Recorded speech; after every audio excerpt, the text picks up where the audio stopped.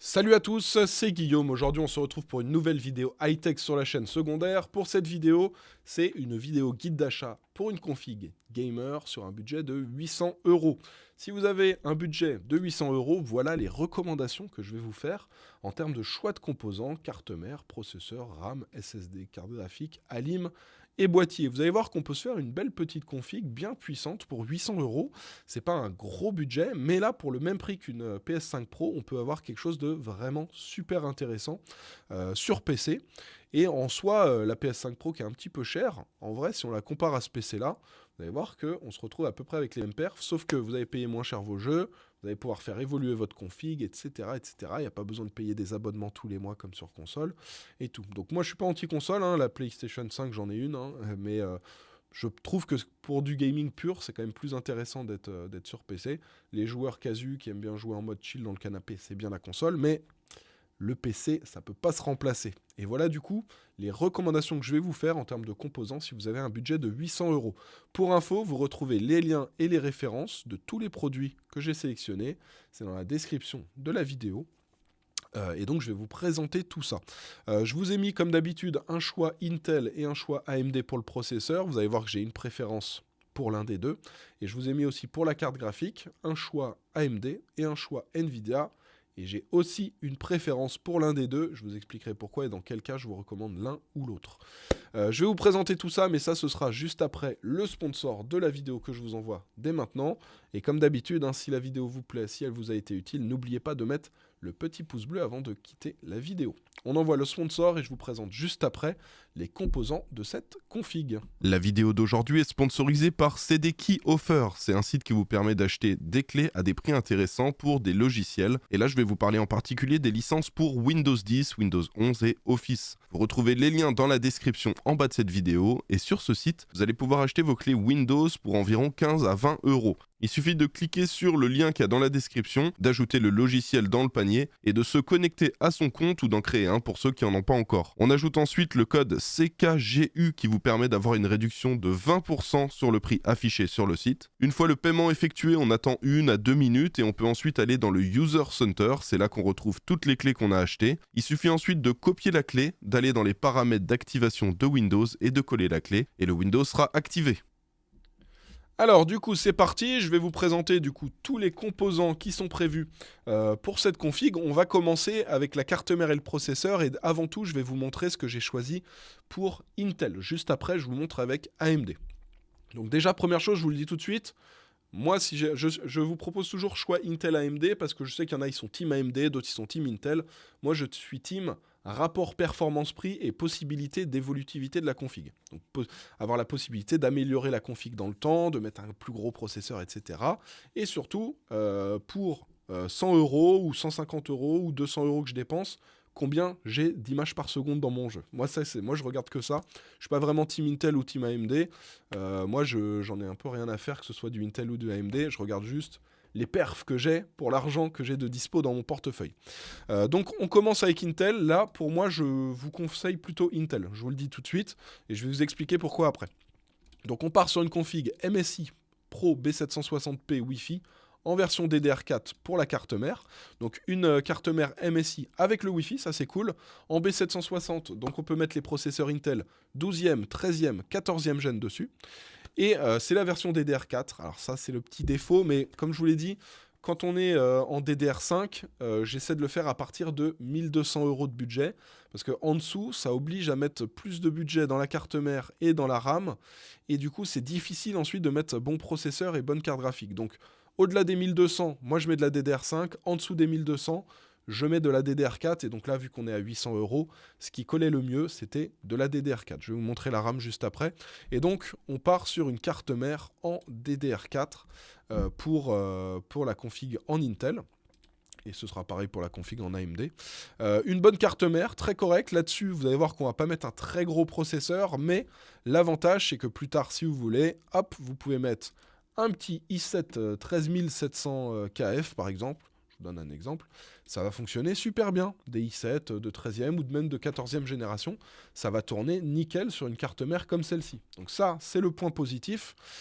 Et vous avez de belles possibilités d'évolution de votre config. Donc ça, c'est génial.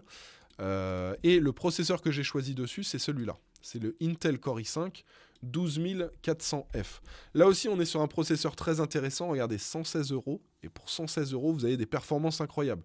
Il va très bien se débrouiller en 4K en Quad HD, mais aussi en Full HD. Donc ça, c'est plutôt cool. Vous aurez des bonnes perfs. Vous pouvez jouer avec ça. Vous pouvez essayer de viser du 165 FPS sur la plupart des jeux. Même sur une grosse partie, vous pourrez jouer en 240 Hz, 240 FPS. Donc, c'est plutôt bien. Processeur polyvalent, processeur pas cher, qu'on peut mettre sur une carte mère qui nous explose pas le budget, parce que là, on est à 140 € pour la carte mère et 116 pour le processeur, ce qui nous fait 256 € à peu près, si mes calculs sont bons. Donc c'est plutôt bon. Là, on a un super combo. Et ce qui est bien, comme je vous l'ai dit, c'est que vous allez pouvoir mettre plus tard un i7 14700 KF, par exemple. Ça va marcher. Donc c'est plutôt bien. Là, vous pouvez mettre ça. Vous avez 800 € de budget. C'est pas un énorme budget. Mais dans 2-3 ans, si vous voulez faire un upgrade, économiser un petit peu tous les mois, vous pourrez prendre un plus gros processeur, tout en prenant en compte que celui-ci, il est déjà très très bien. Avec ça, vous tournez vraiment super bien sur tous les jeux.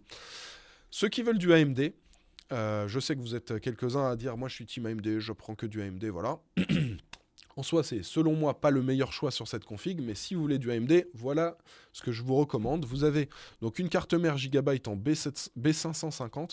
Alors attention, celle-ci n'a pas le Wi-Fi, pour info, mais elle est aussi un petit peu moins chère. Regardez, 113 €, alors que l'autre, c'est 140. Donc vous pouvez très bien prendre cette carte mère et dire « Ok, je vais prendre une petite carte Wi-Fi ou un petit dongle Wi-Fi que je vais rajouter dessus. » Vous en avez des très très bien sur Amazon de la marque TP-Link. Je le précise parce que souvent, il y en a, ils me disent « Ah, il n'y a pas de Wi-Fi, qu'est-ce que tu me conseilles de prendre ?» Vous tapez clé USB Wi-Fi, TP-Link, il y en a des très bien à 29 € ou 19 €. En vrai, elles font l'affaire. Pour du jeu, c'est suffisant. Et c'est en général, vous avez du Wi-Fi 6 en 600 mégabits par seconde. Voilà, ça fait l'affaire. Voilà donc pour la carte mère. Pareil, celle-ci, vous pourrez mettre des plus gros processeurs dessus, mais c'est du B550, donc on peut mettre jusqu'à du Ryzen 5600. Et du coup, Ryzen 5600, déjà on pouvait pas mettre de 7000 parce que ça coûtait trop cher, et en plus on était sur de la DDR5 avec les Ryzen 7000, donc on était obligé d'être sur des processeurs de génération d'avant. Le 5600, techniquement, il est à peu près équivalent au 12400F en termes de perf, donc le rapport perf-prix sera aussi très bon. C'est sur l'évolutivité de la config où là on va être limité, parce que le best du best du best que vous allez pouvoir mettre pour des performances gaming là-dessus, c'est le 5800X 3D. Le truc, c'est qu'avec Intel, vous pourrez mettre des gros i7 de 14e gen par exemple, et ça va fonctionner encore mieux. Donc en termes d'évolutivité de la config, il y aura quand même un petit avantage côté Intel face à AMD. Après, le 5800X 3D est aussi un excellent processeur pour le gaming. Donc voilà, ceux qui sont team AMD, c'est pas la fin du monde non plus. Et vous pouvez très bien partir sur cette config B550, mettre un 5600, et dans 1 an ou 2 ans, si vous voulez vraiment le top du top possible avec cette carte mère, sans avoir besoin de changer la carte mère, sans avoir besoin de changer la RAM, etc., vous pourrez mettre un 5800X 3D, ça peut être un choix intéressant. Voilà, c'est juste niveau évolutivité. Côté Intel, ce sera quand même un petit peu mieux. En termes de refroidissement, je vous le précise, il n'y a pas de refroidissement supplémentaire de prévu. Vous pouvez partir sur un petit Thermalright à 20 €. Là, vous tapez Ventirad Thermalright, il y en a un qui est entre 20 et 25 € tout le temps. Il fait l'affaire, il est bien. Ce qu'il y a là-dessus, c'est suffisant. Ce qu'il y a sur le Intel 12e gen, enfin 12400F ou sur le 5600. Ça refroidit suffisamment le processeur, vous n'aurez pas de surchauffe. Par contre, vous pouvez avoir de meilleures températures si vous prenez un autre Ventirad, et surtout vous pouvez avoir moins de bruit. Donc si c'est important pour vous, ça peut être intéressant de taper Ventirad Thermalright dans Amazon. Prenez celui qui est entre 20 et 25 € là à chaque fois, et celui-ci il sera très bien, et vous aurez un petit peu moins de bruit et quelques degrés de moins sur votre processeur, mais c'est pas absolument nécessaire. Et moi je voulais rester dans le budget des 800 €. Du coup je me suis dit allez, on reste sur le Ventirad par défaut, qui en soi fera l'affaire. En termes de RAM, que ce soit sur la config AMD ou sur la config Intel, ce sera exactement pareil. Donc on part sur de la DDR4, un kit Corsair Vengeance RGB Pro en 2 x 8 Go, donc 16 Go au total, avec du 3200 MHz pour la fréquence, un cache latency CL16, donc le très très bon compromis en termes de prix et de performance, tout ça pour 55 €. Donc là c'est aussi très intéressant. Vous avez un petit peu de RGB, on se fait plaisir avec 800 euros, on peut commencer à dire allez je veux un petit peu de RGB dans mon PC. Pour info, si un jour vous voulez upgrade, donc les cartes mères, que ce soit la config Intel ou la config AMD, j'ai prévu des cartes mères où il y a 4 emplacements de RAM. Donc là de base vous allez mettre sur l'emplacement 2 et l'emplacement 4, mais vous aurez l'emplacement 1 et 3 qui seront toujours disponibles. Et ça va vous permettre un jour d'upgrade pour ajouter 16 Go supplémentaires. Là, c'est pas encore forcément nécessaire. La quasi-totalité des jeux fonctionne très bien avec 16 Go de RAM. Mais il commence à y avoir certains jeux qui disent si tu me mets 32, je fonctionne quand même un peu mieux. Du coup, ça commence à pouvoir être intéressant de mettre 32 Go. C'est pas obligatoire, surtout que là, on est sur une config à 800 euros, donc on aurait dépassé le budget si on mettait 32 Go dès le début. Mais pourquoi pas peut-être pouvoir upgrade plus tard en rajoutant un kit supplémentaire. Je vous fais quand même un petit rappel si vous voulez éviter d'avoir des bugs. Parce que là, vous allez mettre les RAM, vous allez activer l'XMP pour qu'elle tourne à 3200 MHz CL16. Je vous ai fait un tuto sur la chaîne principale. N'hésitez pas à aller le voir, vous tapez sur YouTube. Activez BIOS, l'XMP dans le BIOS Guillaume. Voilà, vous allez trouver ma vidéo où je vous montre sur le BIOS Gigabyte, le BIOS MSI, le BIOS Asus, le BIOS ASRock, je vous montre comment le faire. C'est très très simple, vous l'activez et ça fonctionne à fond, du coup la RAM, sinon elle va être un peu bridée. Elle va pas tourner à fond. Le jour où vous voulez upgrade, vous allez rajouter exactement le même kit.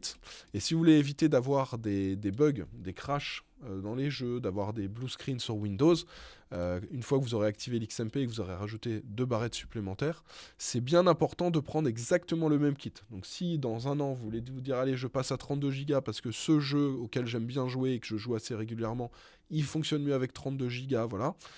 Vous rajoutez exactement les mêmes. Ça veut dire que vous allez prendre les Corsair, Vengeance, RGB Pro, un kit en 2 x 8 Go, exactement pareil, en 3200, c'est 16. Exactement, il faut que ce soit exactement le même kit. Si vous ne prenez pas le même kit, si vous prenez du 2 x 16, si vous prenez du 3600 C18, si vous prenez même une autre marque, une autre référence, ou si vous prenez juste les Corsair Vengeance, mais pas les RGB Pro, vous risquez d'avoir des bugs. Plus il y a de différence, plus vous augmentez vos chances d'avoir des bugs quand vous allez activer l'XMP. Et les bugs, globalement, c'est blue screen, donc le Windows qui crash, le PC qui redémarre, ou le jeu qui crash, qui s'éteint d'un seul coup, vous êtes sur Windows, vous ne comprenez pas. Ça, on essaye d'éviter, parce que quand vous faites une partie en classé sur Valorant, vous n'avez pas envie que le jeu y crash, donc on essaie d'éviter ça au maximum. Donc si plus tard vous voulez upgrade et passer de 2 à 4 barrettes, vous pouvez, c'est possible avec la carte mère. Ça vous coûtera une cinquantaine d'euros, vous serez à 32 Go et vous prenez bien exactement les mêmes barrettes de RAM. Et là vous aurez une config au top qui va fonctionner super bien. En termes de stockage, donc on part sur un Crucial P3+. Pourquoi le P3+ et pas juste le P3 ? Parce que P3+, c'est du PCI Express Gen 4, donc on a du 5000 mégaoctets par seconde, alors que le P3, c'est du PCI Express Gen 3 et on a du 3000 mégabits par seconde, je crois, quelque chose comme ça. En soi, en gaming, ça fait aucune diff. En termes de temps de chargement Windows, ça fait aucune diff. En termes de temps de chargement des logiciels, ça fait aucune diff. C'est vraiment rien, on y gagne 10 millisecondes, donc c'est vraiment pas grand-chose. Par contre, pour une utilisation pro, là, ça peut être intéressant. Alors là, c'est une config à 800 euros. Je pense pas que vous ferez une utilisation pro du PC. Le truc, c'est que le P3 classique, il coûte genre 1 euro ou 2 euros de moins. Donc je me dis, pour 1 ou 2 euros, autant avoir un SSD qui va fonctionner 2 fois plus vite. Et comme ça, pour le futur, ce sera mieux. On prend 1 Tera aussi, parce que 1 Tera, ça rentre dans le budget de nos 800 euros. C'est moins de 10% du budget global de la config. On est à peu près à 8%, 8,5% du budget global de la config, donc c'est intéressant. On a quand même 1 Tera, je voulais pas mettre 500 Go parce que 500 Go c'est un peu léger. Avec ça, vous pouvez installer plusieurs jeux à l'aise et on part donc du coup sur un SSD plutôt qu'un disque dur pour avoir un temps de chargement des jeux réduit, le lancement, le chargement des parties réduit. Pareil pour les logiciels et puis un démarrage de Windows très rapide. Pour ceux qui n'ont jamais testé les SSD, vous allez voir, une fois que vous êtes sur un SSD, on repasse plus sur des disques durs parce que les temps de chargement, on divise vraiment par 4 ou 5 par rapport à un disque dur. Donc c'est incroyable. Voilà, en termes de stockage, ça peut être intéressant de prendre 1 Teraoctet, ça permet de stocker pas mal de jeux. 2 Tera pourquoi pas, mais il faudra rajouter une cinquantaine d'euros en plus et on va dépasser le budget. En termes de carte graphique, j'ai 2 choix à vous proposer. Voilà donc le choix AMD, c'est le choix que je vous recommande le plus. Moi j'ai une préférence là pour le coup sur AMD, donc là si je devais choisir cette config, moi perso je partirais sur le processeur Intel 12400F avec la carte graphique AMD qui est donc une RX 6750 XT. On est à 329 euros, faut rajouter 10 euros de frais de port, c'est expédié par NR Info. Pareil, ça c'est, si vous connaissez pas, moi j'ai déjà commandé plus d'une vingtaine de cartes graphiques, je dois peut-être même être à une trentaine maintenant de cartes graphiques chez ce revendeur. C'est un vendeur qui est au Portugal, donc il faut compter une petite semaine le temps de recevoir la carte graphique. Mais jamais aucun souci avec la trentaine de cartes graphiques que j'ai commandées. Et ça permet d'avoir des prix vraiment super intéressants sur les cartes AMD. Alors c'est principalement du XFX, il y a aussi certains modèles de référence AMD qui proposent, mais globalement c'est quasiment que du XFX. Les cartes fonctionnent bien, elles sont silencieuses, elles refroidissent bien, et là ça permet d'avoir un très bon rapport performance-prix sur la config. On est à peu près à 40% du budget global de la config. C'est intéressant pour une config à 800 euros, mettre à peu près 40% dans la carte graphique. Ça permet d'avoir une bonne config. Et en termes de rapport perf-prix, combien de FPS vous allez avoir en jeu pour les 329 euros que vous allez dépenser, c'est vraiment très intéressant. Plus intéressant que ce que vous avez chez Nvidia, avec le choix que je vous propose, qui est donc une RTX 4060 Evo OC, donc un modèle Asus Dual. Là, pareil, ça refroidit bien, ça fonctionne bien ces cartes-là. Et on est à 314 euros, donc un petit peu moins cher que la solution de chez AMD. Par contre, les performances brutes seront moins bonnes. Je crois qu'on est à peu près 15% de moins en termes de performance. Donc il y a quand même une vraie différence là-dessus. Par contre, côté Nvidia, si jamais vous voulez faire un petit peu de montage vidéo sur votre PC, si jamais vous voulez utiliser votre PC pour faire du streaming, vous pouvez utiliser NVENC, qui va très bien fonctionner. Si vous faites du jeu compétitif, vous avez Nvidia Reflex. Donc voilà. C'est un petit peu ce que je vous dis à chaque fois quand c'est des guides d'achat config. Si vous faites que du gaming et que vous n'avez pas besoin des technos Nvidia, vous partez sur la carte AMD. Mais la carte Nvidia peut être intéressante dans certains cas. Pareil, si vous faites une utilisation pro, que vous voulez faire du montage vidéo, ça va super bien fonctionner. Par exemple, Adobe Premiere sur une RTX 4060. Donc voilà, là c'est un choix à voir. Il n'y a pas vraiment de bon choix. Moi perso, je préfère partir sur la carte AMD si je fais une utilisation uniquement gaming du PC. Et si par contre j'ai une utilisation un peu plus polyvalente, je veux faire du streaming, je veux faire un petit peu de montage vidéo, je vais faire du jeu compétitif et je veux profiter de Nvidia Reflex parce que j'ai un écran Nvidia Reflex, voilà, la carte Nvidia peut être intéressante. Je vous mets le lien des deux dans la description dans tous les cas. Donc voilà. En termes d'alimentation, alors on est sur un budget restreint de 800 euros, donc je ne pouvais pas mettre une grosse alimentation 850 watts modulaire, une A850GL de chez MSI, sinon on dépassait le budget, ça faisait x2 sur le prix. On passait de 55 à 110 euros. Donc j'ai dû faire des compromis, mais j'ai quand même trouvé une alimentation très intéressante que je vous ai déjà mis dans plusieurs configs. Vous avez du coup cette MSI Mag à 650 BN. Donc c'est du 650 watts, ce qui veut dire qu'on a quand même pas mal de marge. Si vous voulez mettre une carte graphique plus puissante, plus tard ce sera possible. Si vous voulez mettre une RTX, je sais pas, 5070, normalement ça devrait passer, plutôt 5060 ou 5060 Ti, ce sera possible. Si vous voulez mettre une plus grosse carte AMD, là on est sur les 7000, mais par exemple je sais pas, une 8000 ou j'en sais rien, voilà, ce sera possible plus tard. Alors vous n'aurez pas une énorme masse, une énorme marge de manœuvre, parce que vous avez 650 watts et là cette config elle va en consommer 450 à peu près, mais vous aurez quand même une petite marge et ça vous permettra de mettre une carte graphique un peu plus puissante plus tard, sans avoir besoin de changer forcément l'alimentation. Alors elle n'est pas parfaite non plus, cette alimentation, elle est non modulaire, ce qui veut dire que vous avez tous les câbles qui sortent, et même les câbles dont vous n'avez pas besoin, il faudra quand même les garder dans la config. Mais vous avez quand même une excellente alimentation à 55 euros. Je vous le rappelle, le rôle d'une alimentation, donc c'est de fournir l'alimentation nécessaire au PC pour qu'il tourne, mais c'est aussi de protéger le PC. Le but, c'est que si vous avez un souci électrique chez vous, ce soit l'alimentation qui prenne avant les autres composants. Le but, c'est qu'elle fasse couper le courant, que ce soit elle qui prenne cher. Au pire, elle est morte. mais derrière votre processeur, il n'est pas mort, votre carte graphique, elle n'est pas morte, voilà. Et on essaie de prendre des alimentations de la meilleure qualité possible pour éviter ce genre de problème.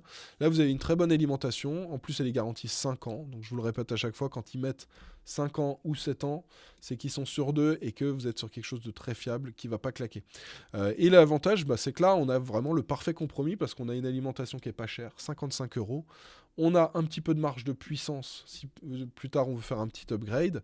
Et on a une très bonne garantie, donc une alimentation de très bonne qualité. Donc voilà, c'est le parfait compromis, je trouve, pour une config à 800 euros. Et en termes de boîtier, on va rester sur du MSI. Donc si vous prenez la config Intel, vous aurez carte mère MSI, alimentation MSI et boîtier MSI. Donc ça, c'est plutôt cool. Là, on est sur un boîtier très intéressant qui coûte 70 euros. C'est le MSI MacForge 112R. C'est un peu une évolution du MSI MacForge 100R ou 100M qu'on avait avant. L'avantage de celui-ci, donc, c'est que déjà, il coûte 70 euros. Ça, c'est le truc à garder en tête. C'est que on va mettre 8%, c'est ça, à peu près 8% du budget global de la config dans le boîtier seulement. Donc, c'est pas énorme. On ne dépense pas énormément dans le boîtier. Mais pour ces 70 euros, qu'est-ce qu'il nous offre? Déjà, il nous offre 4 ventilateurs ARGB. 4 ventilateurs RGB, si vous voulez acheter ça, en général, vous en avez pour une vingtaine d'euros. Donc là, c'est intéressant, on n'a pas besoin d'acheter de ventilateurs pour cette config. On en a déjà 3 en façade pour faire rentrer de l'air, un à l'arrière pour faire sortir de l'air. En plus, ils sont RGB. Voilà, c'est plutôt cool. Déjà, on a ça. De deux, on a en plus une petite vitre, on peut voir l'intérieur du PC.